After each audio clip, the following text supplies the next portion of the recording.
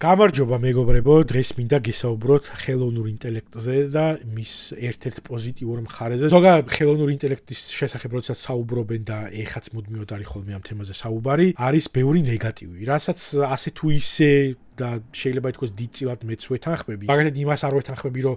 კაცობრიობას გაანადგურებს, ამაზე ჩემი აზრები მაქვს და მე გაგიზიარებთ და თუ გაინტერესებთ, დაალაიქეთ და გამოიწერეთ ეს არხი, მაგრამ აი მაგალითად ჩვენ ვიცით, რომ მიდის მუდმივად საუბარი იმაზე, რომ გარემოსთვის ცუდი არის ეს ახალი გენერაციული ხელოვნური ინტელექტი, მაგალითისთვის ის, რომ შეიძლება საერთოდ სახელოვნებო სფერო მოსპოს, ის რომ საერთოდ მთელი სამუშაო ბაზარი ამოაყირაოს, ამოატრიალოს და ადამიანები სამსახუროდ უმუშევრად და უფუნქციოდ დატოვოს, თუმცა ეხლა ჩემი აზრით უსამსახურება და უფუნქციობა სხვადასხვა ცნებები არის, მაგრამ ვიღაცები თვლიან, რომ შრომამ რო შექმნა ადამიანი, მაგისთვის აუცილებლად საჭირო არის, რომ ყველანი ვიყოთ დასაქმებულები და თან ეხლა რო კითხო კომუნისტური მესიჯი არის შრომამ შექმნა ადამიანი და შრომა და თან კაპიტალიზმს ვინც ზეიმობს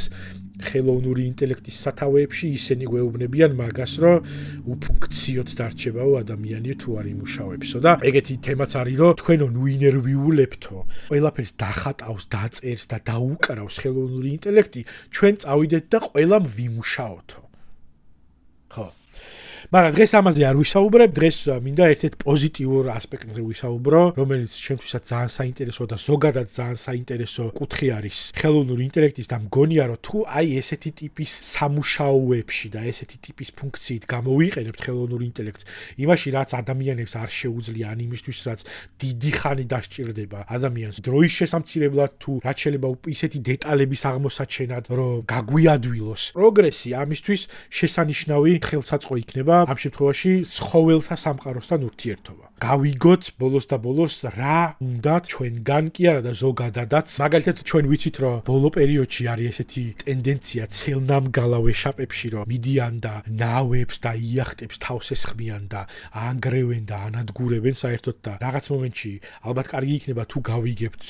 რა უნდათ ამათი თამაშობენ, შურიანები არიან, თუ უბრალოდ უნდათ რომ გამოყვარონ ხმელეთზე და გვითხრათ თქვენი ადგილი არ არის ოკეანეში და თავი დაგვანებით ისედაც ყველაფერი წალეკეთ და წაიღეთო, იმედია ოდესმე გავიგებთ და ის აუცილებლად შესაძლებელი იქნება იქიდან გამომდინარე, რომ კვლევებით დასტურდება, რომ ვეშაპებს ძალიან მრავალფეროვანი საკომუნიკაციო ენა აქვთ, ასე ვთქვათ, იმიტომ რომ იმ დონეზე რომ აი მაგალითად ჟურნალ Nature-ში გამოქვეყნებულ სტატიაში ვკითხულობთ, რომ თურმე კანადელი მეცნიერი შეინ ჯერო და მისი გუნდი, რომელიც იკვლევენ კაშალოტებს, აღმოაჩინეს, რომ სხვადასხვა რეგიონში, ანუ ოკეანის სხვადასხვა რეგიონში მობინადრე ვეშაპებს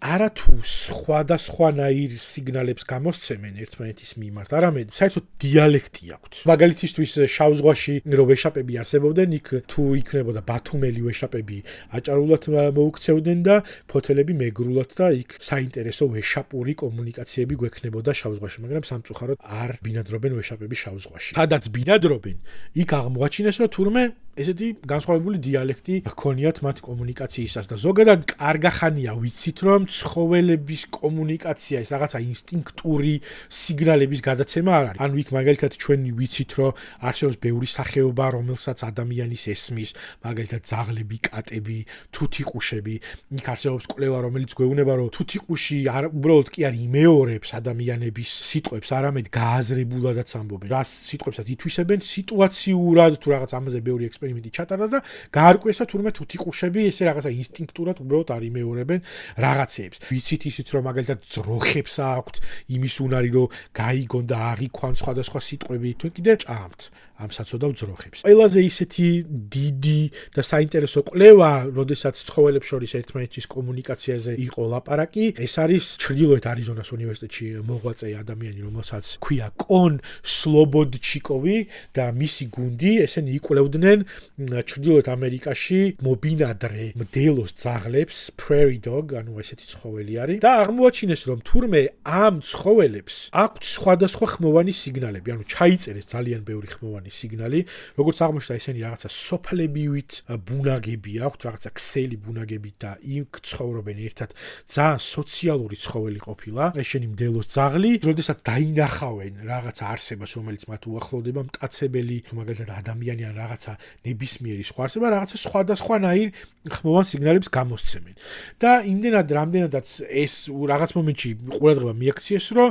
ძალიან კომუნიკაბელური არსებები არიან. ჩაიწერეს ხმოვანი სიგნალები და აღმოაჩინეს, რომ მაგალითად ადამიანის აღნიშნული ცალკე სიგნალი აქვს ამ შემდელოს ძაღლს, კოიოტისთვის ცალკე, ქორისთვის ცალკე, მერე უფრო ღრმად გამოიკვლიეს ეს თემა და აღმოაჩინეს, რომ თურმე ამათ შეუძლიათ, რომ ერთმანეთისგან გაარჩიონ კოიოტი და შინაური ძაღლი. მერე აღმოაჩინეს, რომ რამდენიმე ექსპერიმენტი ჩაატარეს და აღმოაჩინეს თურმე, რომ მაგალითად ადამიანს რომ დაინახავენ, გარდა იმისა, რომ ერთმანეთს ეძახიან, რომ ადამიანი მოდისო, იქ რაღაცა ხმოვანი სიგნალი ყოფილა, რომელიც გაანალიზეს და აღმოაჩინეს, რომ თურმე სხვადასხვა ფერის მაისური რო აცვიათ, იქ წითელ მაისურზე სხვა ქვეხმოვანი სიგნალია, ლურჯზე სხვა, ყვითელზე სხვა და მოკლედ ასე შეიძლება. ანუ არა მარტო ამოცნობა შეუძლიათ იმ არსებისა, ამ მტაცებელისა, რომელიც შემოგარენში შემოდის, არამედ აღწერენ კიდევაც. ანუ ზედსართავი სახელებიც აქვთ. ხო და მოკლედ ძალიან საინტერესო იქნება ხელოვნური ინტელექტის ჩართულობა ამ თემაში, რაც გააადვილებს აუცილებლად ამ თემას, იმიტომ რომ მაგალითად ეს დელოს ძაღლების ხმოვანი სიგნალების კვლევა, ძველი კვლევა არის 2010-იანების დასაწყისში და შესაბამისად, მაშინ ესე არ იყო განვითარებული ხელოვნური ინტელექტი და იქ სპეციალურად დაწერილი და შექმნილი კომპიუტერული პროგრამა იყო, რომლითაც მოახერხეს ამ ყველაფრის დიფერენციაცია და ეხლა ვთქვათ, უფრო მეტად შეძლებენ, რომ გამოიკვლიონ და რაღაცა შეიძლება ლექსიკონიც კი შექმნან რაღაც მომენტში, ბოლო დროინდელ კვლევებში, რომელშიც გამოყენებული იყო ხელოვნური ინტელექტი, იქ აღმოაჩინეს, რომ მაგალითად აფრიკული სავანის სპილოები და მარმოსეტი მაიმუნები ერთმანეთს არათუ ეურთიერთებიან, სახელებსაც არ ქმნიან და ამ სახელებით მიმართავენ. აი, მაგალითად რაღაცნაირად მგონია, რომ აი ამ მარმოსეტ მაიმუნს ჰქვია ირაკლი. შეიძლება ხანდახან ვიღაცები ეძახიან ხოლმე, რომ ირაკლი პროკურატურა მოდის და ოქროს ზოდები რო გაქვს ბუნაგში გადამალული უფრო უკეთ გადამალული. ან რაღაცა იგივე. ხო და საბოლოო ჯამში ალბათ ბევრ რამეს გავიგებთ ცხოველებთან დაკავშირებით და ზოგადად რაც აინტერესებთ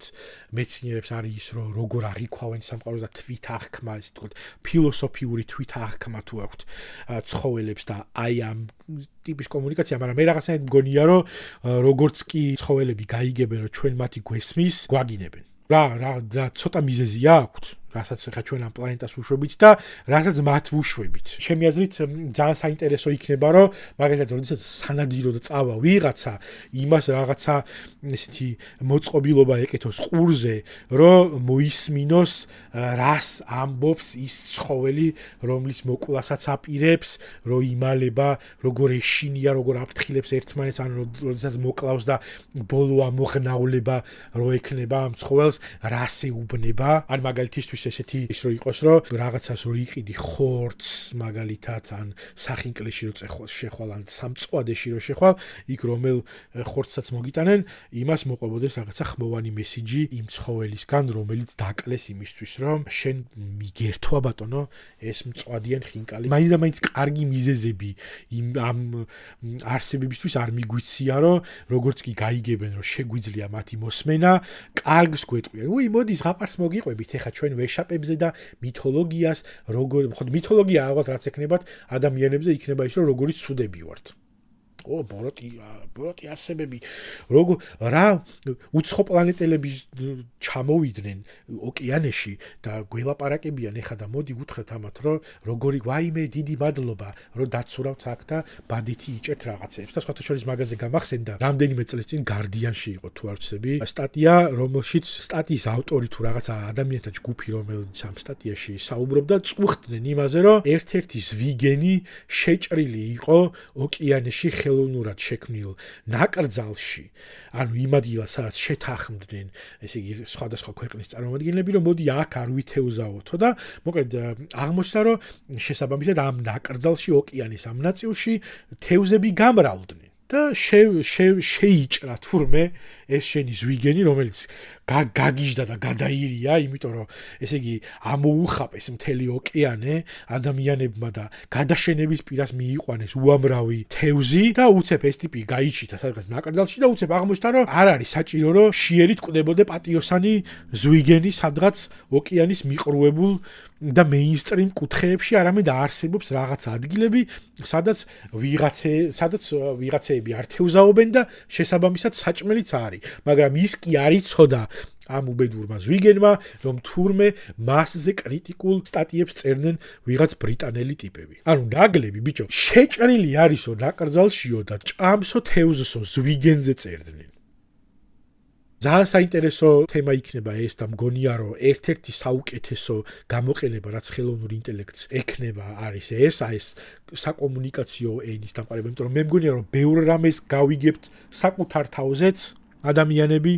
სამყაროზეც ბევრი გამოყენება იქნება იქ მაგალითად შეიძლება იყოს რომ ძველი საქმეები გაიხსნას და იქ გავიგოთ რომ არა მარტო სად არის რაღაც ზოდები გადამალული არამედ ვინ რა დანაშაული ჩაიდინა ოდესღაც სადღაც და საინტერესო იქნება რომ მაგალითად რომელიმე ცხოველი შეიძლება თუ არა მერე რომ იურიდიულად ცნოს სასამართლომ და მოწმედ მიიყვანოს სასამართლოზე და გადაათარგმნინო დაკითხო სასამართლოზე ეგეც ძალიან საინტერესო ამბავი იქნება და მგონია რომ აი ესეთი ტიპის გამოყენება ხელოვნური ინტელექტის არის ფანტასტიკური და არა ის რომ მოდი ახლა ჩვენ ყველანი ვიყოთ მუშები და რაღაცეები აბრახუნოთ იქ იმებში რეაქტორებში სადაც იმუშავებს ხელოვნური ინტელექტი და ხელოვნური ინტელექტი მერე გვიმღერებს ანუ ამას თავაზობენ ახლა რატომღაც რომ ჩვენ ყველამ ვიმუშაოთ რომ შრომამ შექმნა ადამიანი და ფუნქცია არ დავკარგოთ და ეს დახატავს კაცო რა გინათ თქვენ ხო და არ ვიცი, მოკლედ ნახოთ რა იქნება. მე პირადად ძალიან მაინტერესებს სხვათა შორის 90-იანებისა და 2000-იანების მიჯნაზე რომ თბილისის ცირკში ჩამოყავდათ გიგანტური ხვლიკი იმას რა აქვს სათქმელი ქართველ მაყურებელზე. ან მაგალითად აი რაღაცა შედარებითი ის რო გავაკეთებინოთ რა. მაშინ როგორი იყო ქართველი მაყურებელი და ეხლა როგორი არის გიგანტური ხვლიკის თვალით დანახული ქართველები. ბიძინას ზვიგენისთან ინტერვიუ იქნება ძალიან საინტერესო. სხვათა შორის ერთი რაღაცა ადრე დაწერილი მქონდა კომედიური სკეჩი, რომელიც ვერ გადავიღე, სცენარი კი გამზადებული მაქვს 3 სერიის და მაგალითად იმაზე რომ რაღაც ოფისის ობობასთან არის ინტერვიუ. რაღაც ექსპერიმენტს ჩაატარებს ოფისის სტაჟორი და გამოიგონებს ამ თარგმნელს რა იმისას ხელოვნური ინტელექტის და ცხოველების ენის და ობობას ჩასვავენ ამაში და ამ ობობასთან არის ინტერვიუ და გადავიღებ ოდესმე ალბათ თუ გინდათ რომ გადავიღო და მიკომენტარით რომ გადაიღეო და 20 კომენტარი თუ იქნება რომ გადავიღო ეს სკეჩი გადავიღებ თუ არა და არ გადავიღებ ან ისედაც გადავიღებ მაგრამ 20 კომენტარი თუ იქნება უფრო მალე გადავიღებ მოკლედ აი ესეთი ამბავი მე კი ვიმაიმუნე მაგრამ მე აი ამ მაიმუნობის თარგმანსაც პირიქითაც რაღაცა იქნება ოდესმე და გავიგებთ მოკლედ ბევრ რამეს სამყაროზე, ცხოველებზე და ადამიანებზე. და მე ერთ რამეს გეტყვით რომ go vegan და თავი არ აგინებინოთ ძროხებს. აი რად გინდა? კაი, თუ ის არ არის შენთვის мотиваტორი რომ ცოცხალი არსება არ გინდა შენი სტეიკისთვის მოკლან, მაშინ იცოდეთ რომ არსებობს საშიშროება რომ რამდენიმე წლის მერე ძროხები გაგინებენ.